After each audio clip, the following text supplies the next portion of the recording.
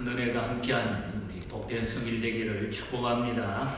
우리 서로를 한번 축복하십시다. 주님 이름으로 축복합니다. 우리 바라보시면서 축복합니다.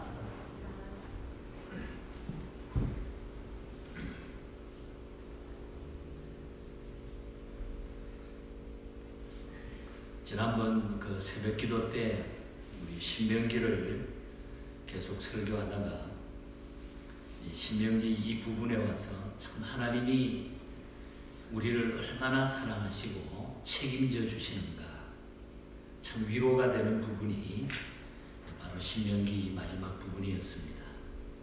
그래서 요즘 같은 어려운 때에 이 말씀이 다시 또 저에게, 여러분들에게, 또 우리 교회와 모든 성도들에게 위로가 되고 힘이 되는 그런 말씀이 되기를 간절히 바랍니다. 그래서 오늘 말씀을 통하여 참 하나님이 얼마나 우리를 사랑하시고 우리를 책임져 주시는가, 지키시는 하나님, 지키시는 하나님이라고 하는 것을 우리가 분명하게 알 수 있는 그런 확인하는 이런 말씀이 되기를 간절히 바랍니다. 우리 신명기는 이스라엘 백성이 가나안 땅에 들어가서 지켜야 될 법도를 재조명하고 확인하기 위해서 기록된 말씀이 바로 신명기서입니다.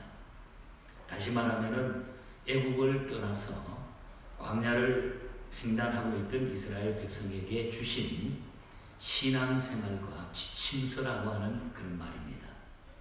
어떻게 생활하고 어떻게 모든 일들을 진행해 나가야 되는가, 마치 교과서와 같은 이런 메시지가 바로 이 신명기서의 메시지입니다.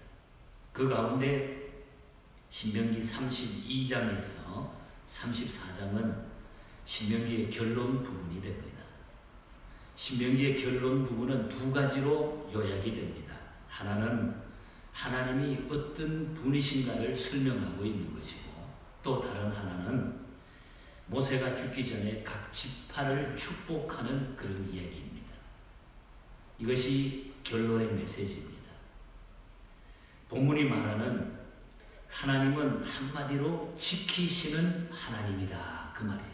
지키시는 하나님이다.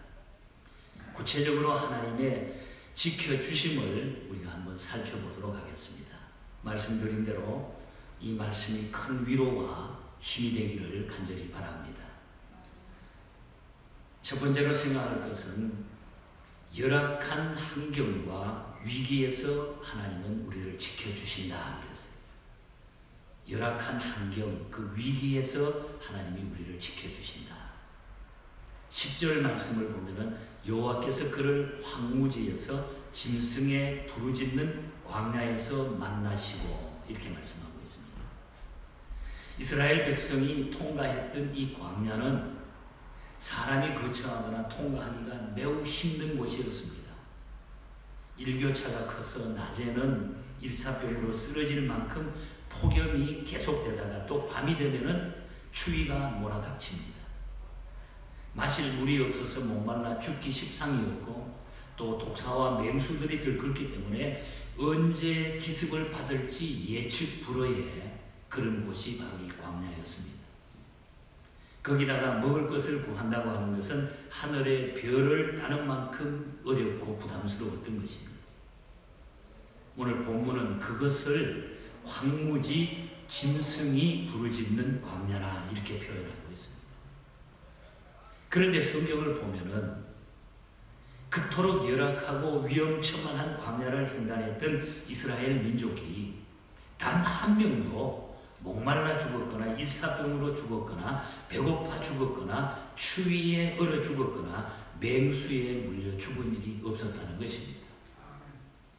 애굽에서 나왔던 세대가 광야에서 다 죽었지만 그들이 죽은 이유는 하나님을 배반하고 불순종한 죄 때문이었지 황무지와 짐승 때문에 죽은 것이 아니었다는 것입니다. 하나님 앞에 불순종 때문에 죽은 거예요. 오늘 신명기 32장 21절을 보면 이렇게 말합니다. 그들이 하나님이 아닌 것으로 내 질투를 일으키며 허무한 것으로 내 진노를 일으켰으니, 하나님이 아닌 것으로 내 질투를 일으키고 허무한 것으로 내 진노를 일으켰다. 그리고 22절에 보면은 내 분노의 불이 일어났어. 그랬어요. 분노의 불이 일어났다는 거죠. 환경이 그 사람의 삶의 태도를 결정하는 것은 사실입니다. 그러나 그것이 절대적인 요인이 되는 것은 아닙니다. 환경이 좋은데 타락하거나 잘못되는 경우가 있는가 하면 환경이 매우 열악한데도 바로 되고 잘 되는 경우도 있기 때문입니다. 열악한 환경을 탓하고 주님을 떠나 제멋대로 사는 사람이 있는가 하면 환경이 어렵기 때문에 주님을 더욱 가까이 하고 믿음을 굳게 지키는 사람도 있습니다. 돈 잘 벌고 성공하고 잘 살게 됐기 때문에 주님을 외면하고 교회를 등지는 사람이 있는가 하면 감사하고 감격해서 신앙생활을 더욱 잘하는 사람들도 있습니다. 중요한 것은 잘 살든지 못 살든지 성공했든지 실패했든지 일이 되든지 안 되든지 건강하든지 병들었든지 그리고 살든지 죽든지 하나님을 외면해서는 안 된다는 그런 얘기예요. 어떤 환경 가운데서도 우리가 하나님을 외면해서는 안 된다. 그리고 하나님은 우리가 항무지와 짐승이 울부짖는 광야에 들어섰을 때보다 더 철저하게 지키시고 보호해 주신다는 거예요. 다니엘과 그의 친구들이 사자굴과 풀무불 속에 들어갔을 때에 사자의 입을 봉해 주셨고 풀무불이 사르지 못하도록 하나님이 지켜주셨습니다. 하나님의 인도와 보호하심을 한마디로 설명한다고 하면은 언제 어디서나입니다. 언제 어디서나. 그래서 여호수아를 보면은 내가 불 가운데로 가든지 물 가운데로 가든지 내가 항상 너와 함께 하리라. 지키시리라. 그런데 오늘 우리의 잘못은 절대자이신 하나님을 과소평가하고 상대자인 사람의 능력이나 그 역할을 절대 평가하는 데 있다는 것입니다. 좀 더 쉽게 말씀을 드리면 사람은 대단한 것으로 평가하고 하나님은 소홀히 여기고 있다는 거예요. 세상의 이야기는 그냥 들으면 그냥 견디지 못해가지고 어쩔 줄 모르는데 하나님의 말씀은 이미 우리에게 주어졌는데도 그 말씀을 별로 중요하게 안 본다는 거예요. 이것이 우리의 문제라는 거죠. 요즘 같은 데도 그래요. 우리 하나님의 메시지에 대해서는 별로 예민하지 않아요. 세상 이야기는 그냥 어떡하든지. 신명기 32장 39절을 보면은 나는 죽이기도 하며 살리기도 하며 상하게도 하며 낫게도 하나니 내 손에서 능히 빼앗을 자가 없도다. 이게 하나님이라는 거예요. 나는 죽이기도 하며 살리기도 하며 상하게도 하며 낫게도 하나니 내 손에서 능히 빼앗을 자가 없도다. 하나님의 손에 모든 것이 달려있다는 것. 이 말씀을 우리는 깊이 주목해야 합니다. 우리가 철저히 보호를 원한다고 하면 하나님을 향하여 보호와 도우심을 요청할 수밖에 없다는 거예요. 며칠 전에 우리 이유연 권사님이 막 전화하고 목사님 이렇게 우리 장모님이 죽으면 어떡합니까 목사님? 살려내야 됩니다. 목사님 살려내야 됩니다. 말 한마디 못하고 이제 병원에 겨우 응급실을 찾아 실려갔는데 견딜 수 없는 하나님 이렇게 죽으면 어떡합니까? 막 전화로 울면서 막 매달리는. 제가 권사님에게 우리가 할 수 있는 일은 기도할 수밖에 없는 거지 우리가 할 수 있는 일은 아무것도 없습니다. 기도합시다. 같이 기도하고 같이 울고 같이 기도했는데 하나님이 또 내가 그랬어요. 아직은 때가 아닙니다. 분명히 저는 그걸 믿어요. 내가 그렇게 이야기했어요. 아직은 하나님이 불러가는 때가 아니십니다. 걱정하지 말고 하나님께 우리가 맡깁시다. 여러분 우리가 모든 것은 우리가 할 수 있는 건 아무것도 없어요. 세상에. 하나님은 죽이기도 하시며 살리기도 하신다. 나의 모든 일이 하나님의 손에 달려있다. 여러분 믿으십니까? 네. 저와 여러분이 같이 좋아하는 성경이 있지 않습니까? 지난 주간에 시편을 읽다가 또 그 말씀에 꽂혀서 얼마나 감사하는지 힘을 얻었어. 우리가 잘 아는 시편 121편 1절과 2절이잖아. 내가 산을 향하여 눈을 들리라. 나의 도움이 어디서 올까? 나의 도움은 천지를 지으신 여호와에게서로다. 하나님이 나를 도우신다는 것. 하나님이 나를 가까이에서 나를 도와주신다는 것.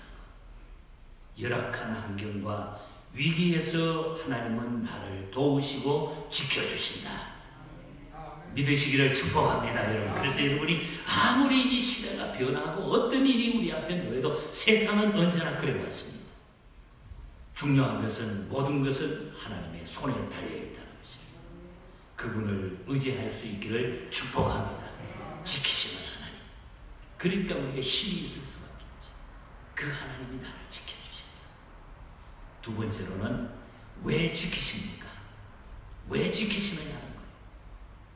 신명기 32장 9절을 보면은 여호와의 분깃은 자기 백성이라 야곱은 그가 택하신 기업이로다. 하나님이 친히 선택하신 자기 백성이기 때문에 지키신다.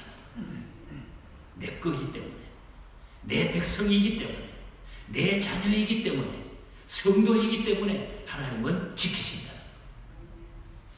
그 누구도 하나님께 이스라엘을 선택하라고 부축한 사람이 없었어요. 이스라엘 자신이 우리를 선택해달라고 부탁한 일도 없었습니다. 하나님 자신이 스스로 선택하셨다는 거죠. 그렇기 때문에 하나님은 그들을 버릴 수가 없는 거예요. 하나님 자신 스스로가 우리를 선택해요. 그래서 우리가 하나님 앞에 선택받은 하나님의 백성이 됐다고 하는 것은 이거보다 더 놀라운 은혜가 어디 있습니까? 그래서 예수 아무나 믿는 거 아니라는 거죠. 예수 아무나 믿을 수가 없는 거. 하나님이 나를 선택해 주셨다. 하나님은 그들을 버릴 수가 없습니다. 왜? 하나님이 직접 선택했기를 너는 내 거라고 선택했는데 하나님이 어떻게 버릴 수 있느냐? 그것은 마치 자식을 낳은 부모는 자식을 기르고 가르치고 가르칠 책임을 전적으로 져야 하는 것과 똑같다는 거예요. 내 자식이기 때문에, 내 거기 때문에 지켜야 된다는 거죠. 그뿐만 아닙니다. 하나님이 이스라엘을 지키시는 또 다른 이유는 언약 때문에, 약속 때문이라는 거죠. 내가 너를 지키겠다, 사랑하겠다, 인도하겠다, 구원하겠다는 약속을 하셨어요. 하나님 언약을 언약을 맺었다는 거예요. 하나님은 신실하신 하나님이시기 때문에 그 약속을 어기는 분이 아니라는 거죠. 그 언약 때문에 하나님은 나를 지키신다. 믿습니까, 여러분? 하나님의 약속이기 때문에 나를 지키신다. 그리고 또 다른 이유가 있습니다. 그것은 사랑하기 때문인 것입니다. 사랑은 모든 조건과 제한과 약점과 허물을 넘어서고 덮어주는 것이 사랑입니다. 이스라엘과의 약속 때문에 지키시고 보호하셨다기보다는 사랑하기 때문에 덮어주고 사랑하기 때문에 용서하고 사랑하기 때문에 지켜주신다는 거예요. 약속은 엄밀하게 생각을 해보면 냉정한 것입니다. 사실 한쪽이 약속을 어기면 약속은 깨지는 법이고 그 책임은 어긴 사람 쪽에 있게 되는 것입니다. 약속을 어긴 사람은 대접받기도 어렵고 용서를 받기도 어렵습니다. 그러나 사랑은 모든 것을 다 넘었습니다. 사랑은. 그리고 용서와 관용과 도움을 받도록 해주는 것이 사랑이라는 것입니다. 이스라엘은 약속을 어겼죠. 하나님하고 약속을 이스라엘은 어겼습니다. 하나님만 섬기겠다는 약속도 어기고 하나님만 사랑하겠다는 약속도 어기고 결코 한눈 팔지 않겠다고 철석같이 약속해놓고는 제멋대로 깨뜨려버린 거예요. 이스라엘 백성들이. 대접은커녕 매맞고 내쫓기고 버림받은 일만 골라서 했던 것입니다. 나중에. 그러나 사랑 때문에 용서받고 보호받을 수 있었다는 거예요. 사랑 때문에. 하나님은 하나님의 사랑 때문에 우리가 잘못했지만, 우리가 또 배신했지만, 또 우리가 넘어졌지만, 또 아프게 그냥 하나님의 마음에 상처를 주었지만, 하나님은 사랑 때문에 그래도 나를 용서하시고 나를 지켜주신다. 사랑으로 눈이 가리워지게 되면 세상 만사가 다 아름답게 보입니다. 사랑으로 눈이 가리워져 버려요. 그래서 결혼도 사랑이 절대 조건이긴 합니다만, 사랑은 판단력을 흐리게 하기 때문에 결혼을 결정하는 단계는 이성적 관찰과 판단이 반드시 필요한 것입니다. 일단 이성적 판단과 결정이 된다 하면은 불같이 뜨겁게 사랑하는 것이 결혼의 절차예요. 아무것도 아니고 처음에 그것만 가리워졌다가 나중에는 잘못될 수가 있다. 잘못했음에도 불구하고, 매맞는 짓을 했음에도 불구하고 용서받고 보호받는 이유는 순전히 사랑 때문이라고 하는 것. 그래서 우리는 또 하나님 앞에 나왔을 수가 있고, 우리는 또 하나님의 사랑을 받을 자격이 있다는 거예요. 하나님은 이 사랑 때문에 나를 지키신다. 한번 따라 합시다. 사랑 때문에 하나님은 나를 지키신다. 우리는 하나님의 백성이고, 하나님이 그 사랑 때문에 나를 지켜주신다. 위기 가운데, 어떤 환경 가운데 나를 버리시지 않는다는 거죠. 이제 마지막으로 어떻게 지켜주시는가? 구체적인 내용입니다. 어떻게 우리를 그러면 지켜주십니까? 오늘 10절에서 12절이 설명을 해주고 있습니다. 구체적으로 먼저 지켜주시죠. 10절을 보면 만나시고 호위하시며 보호하시며 자기 눈동자같이 지키셨도다. 여기 만나시고는 멀리 계시지 않고 가까이 지키신다는 뜻입니다. 그리고 호위하시며 보호하시며라는 전폭적으로 지켜주신다는 그런 의미이죠. 그리고 자기 눈동자같이 지키신다는 것은 완벽하게 지켜주신다는 그런 의미입니다. 완벽하게 지켜주신다. 특히 눈동자같이 지키신다는 말을 우리가 주목할 필요가 있습니다. 사람의 눈에는 30만 개의 회로가 있고 1억만 개의 신경세포가 있어가지고 거리라든지 광도, 색상을 자동적으로 조절한다고 합니다. 이 사람의 눈이 너무너무 신기하죠. 모든 신체의 기능이 완전 자동화 시스템으로 되어 있지만 특히 이 눈의 기능은 전자동이라고 합니다. 그래서 우리가 눈꺼풀만 해도 완전 자동 장치가 되어 있어요. 유사시에 즉흥적으로 무슨 일이 딱 생기면 눈 그냥 팍 감아버리잖아요. 아주 자동 장치가 너무너무 멋지게 되어 있는 것이 우리의 눈이에요. 그리고 눈물샘을 만들어서 언제나 안구 운동에 지장이 없도록 촉촉하게 습도를 조절해 주는 것이 이 전문가들의 이야기입니다. 이 눈이라고 하는 것은 놀라운 일이에요. 어떤 일이 있으면 금방 눈을 감아버리잖아요. 하나님이 자기 사랑하는 사람을 눈동자같이 지킨다는 것은 자기 눈을 보호하듯이 철저하게 완벽하게 하나님이 우리를 지켜주시는 줄 믿습니다. 철저하게 하나님이 책임져 주신다. 사람의 지체 가운데 가장 빠르게 움직이는 것이 신경조직, 그리고 두뇌 판단, 눈동자라고 합니다. 하나님은 당신의 눈을 보호하듯이 우리를 지켜주신다. 그래서 우리 걱정할 것이 없다. 눈을 보호하듯이 하나님이 나를 지키신다. 믿으시기를 축복합니다. 여러분, 하나님 우리를 지키자. 아무리 힘든 어려운 일이 있습니다. 하나님은 나를 지키신다. 그 하나님의 손에 달려있다. 그리고 홀로 인도하신다 그랬어요. 12절을 보면 여호와께서 홀로 그를 인도하셨고 다 함께한 다른 신들이 없었도다. 힘이 모자라서 누구의 도움을 받는다든지 연합전선을 펴서 우리를 도우시고 인도하는 것이 아니라 홀로 하셨다. 하나님 홀로 하셨다. 애굽의 바로왕은 기병대를 동원하고 술객들을 동원해가지고 이스라엘 백성을 막 추격하고 괴롭혀왔습니다. 그러나 하나님은 홀로 홍해를 가르셨고 이스라엘을 구원하셨다는 것입니다. 홀로 하셨고 홀로 하셨다.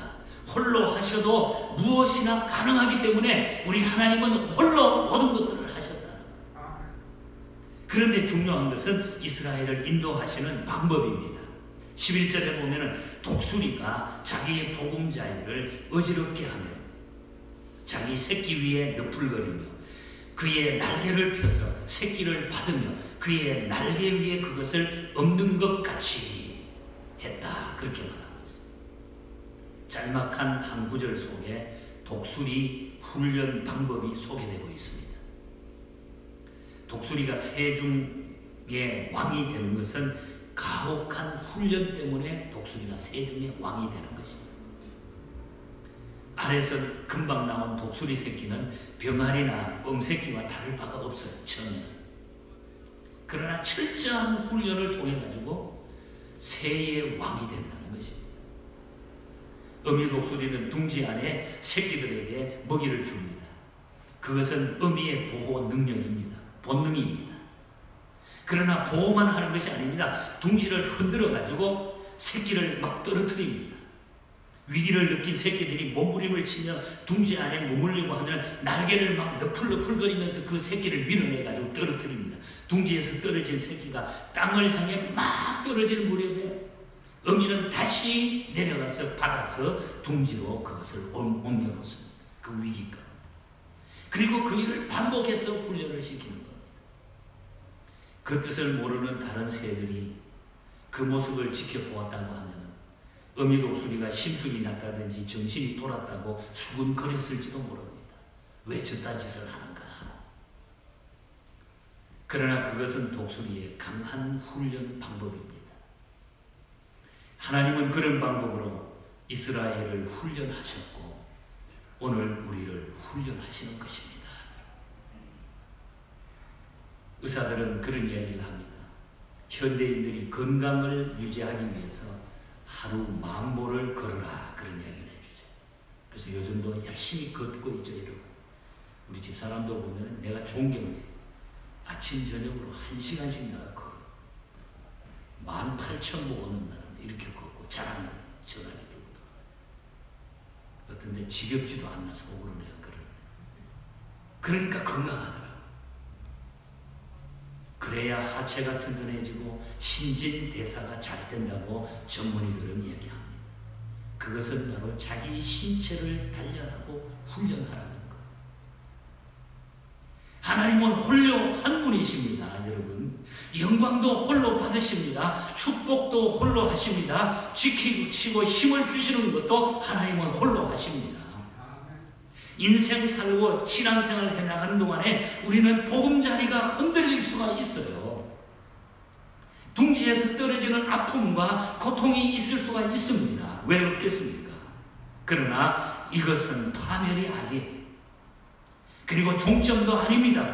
그것은 하나님의 연단이며 훈련 방법이라는 것입니다. 혹 우리가 인생을 살면서 힘들고 어려운 위기가 닥쳐올 때는 이것은 우리를 훈련시켜서 더 강한 하나님의 백성으로 독수리처럼 더 강한 자로 우리를 만들기 위한 하나님의 방법이라는 거죠. 잘 이기시기를 축복합니다. 신앙생활을 한다고 해서 우리는 꽃방석에 앉아서 날마다 좋은 일만 있는 게 아닙니다. 어떤 데는 하나님이 어려운 위기를 통해서 나를 훈련시킵니다. 그 훈련을 통하여 우리는 강해지는 거예요. 저도 중국에 가서 몇 번 잡혀보니까 더 강해지더라고요. 겁이 안 나더라고요. 105인 사건으로 투옥된 남강 이승훈 선생이 5년간의 수감 생활을 마치고 나오면서 이렇게 말했다고 합니다. 감옥은 이상한 곳입니다. 강철같이 구색에 되어서 나오는 사람도 있고 썩은 들풀처럼 약해져 나오는 사람도 있습니다.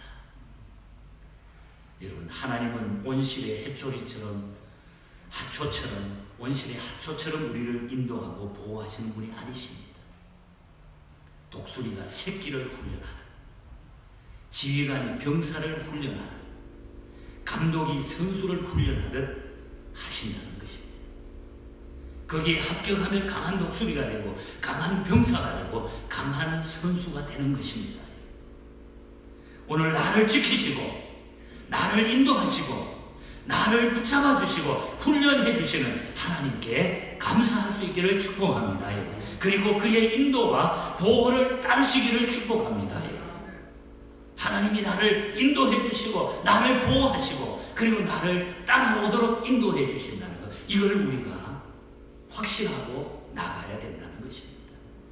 그래야 우리는 힘있는 성도가 되고 힘있는 교회가 됩니다. 강한 훈련을 이김으로 결국은 인도와 보호함을 우리가 받게 되어 있다는 거죠.